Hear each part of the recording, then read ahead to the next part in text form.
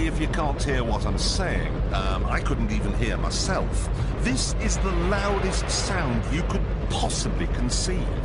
And, as it turns out, the cleanest.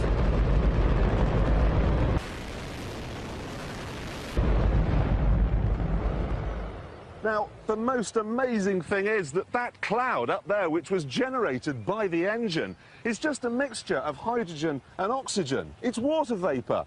And in about an hour's time, someone in Mississippi is going to get wet washing. It will actually rain. I told you! It's raining! That's unbelievable!